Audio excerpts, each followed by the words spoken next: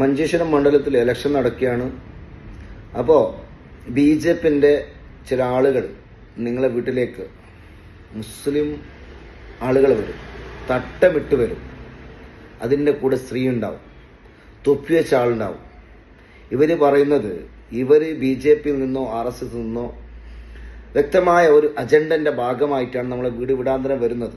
പ്രത്യേകിച്ച് നിങ്ങൾ ശ്രദ്ധിക്കുക, അവരെ വീട്ടിൽ കയറ്റിക്കൊണ്ട് വിരുന്ന് കൊടുക്കുമ്പോൾ നിങ്ങൾ പ്രത്യേകിച്ച് എൻ്റെ പ്രിയപ്പെട്ട ഉമ്മമാരെ പെങ്ങന്മാരെ നിങ്ങൾ പ്രത്യേകിച്ച് ശ്രദ്ധിക്കുക. ഒരു കാരണം വെച്ചാലും വോട്ട് ചോദിക്കുന്നവൻ്റെ അവകാശമാണ്. വോട്ട് ചോദിക്കും, അവർ പോവും. അല്ലാതെ വീട്ടിലിരുത്തുകൊണ്ട് പച്ചക്കള്ളം പറയാൻ വേണ്ടിയും നമ്മുടെ വീടിൻ്റെ കാര്യങ്ങൾ അറിയാൻ വേണ്ടി മാത്രം വരുന്ന ചില ആളുകളാണ്. നമ്മൾ പ്രത്യേകിച്ച് ശ്രദ്ധിക്കുക. അതിൻ്റെ കൂടെ ഒരു മാഷ് ഉണ്ട് എന്നും പറയുന്ന കേൾക്കുന്നുണ്ട്. അപ്പോൾ അദ്ദേഹത്തിൻ്റെ പേര് ഞാൻ ഇവിടെ പറയുന്നില്ല, കാരണം അത്ര വലിയ ആളൊന്നും അല്ല, അതുകൊണ്ട് ഞാൻ പറയുന്നില്ല.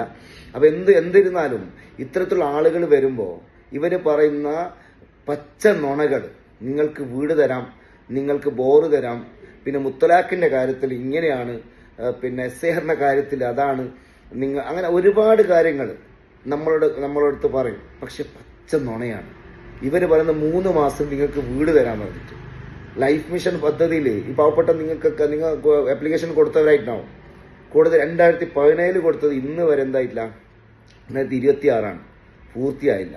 അപ്പം അത്തരത്തിലുള്ള നുണകൾ നമ്മളെ പറഞ്ഞ് നമ്മളെ പറ്റിച്ചുകൊണ്ട് ഈ മണ്ഡലത്തെ RSSനും BJPനും സഹായിക്കുന്ന ഇവർ വരുമ്പോൾ നിങ്ങൾ പ്രത്യേകിച്ചിട്ട് ഓരോരുത്തരും ശ്രദ്ധിക്കുക. ഒരിക്കലും ഇത്തരത്തിലുള്ള കുപ്രചരണത്തിന്റെ കൂടെ നിങ്ങൾ പോവാതിരിക്കുക. ഇവര് വീടിന്റെ കാര്യം പറയുമ്പോൾ UP പാവപ്പെട്ടവന്റെ വീടുകളാണ് തകർക്കപ്പെട്ടത്. കേന്ദ്ര സർക്കാർ ചോദിച്ചോ, എന്നിട്ട് നമ്മുടെ വീട് തന്നെങ്കിൽ എത്ര അതിന് മാനദണ്ഡമുണ്ട്? എന്നിട്ട് പറയുന്നത് 3 മാസത്തിൽ ടെൻഡർ വെക്കണം. അത് കുറെ പ്രശ്നമുണ്ട്. അത് 3 മാസം 6 മാസത്തിൽ കഴിയാത്ത കാര്യമാണ്. 3 ദിവസം പച്ചക്കള്ളാണ് പറയുന്നത്. ഈ ഒരു വീഡിയോ ഒന്ന് മാക്സിമം ഷെയർ ചെയ്യും. ഇതിന്റെ കൂടെ ഇവർ UP ചെയ്തതും ഇവർ വീടാൻ കയറിക്കൊണ്ട് ചെയ്യുന്ന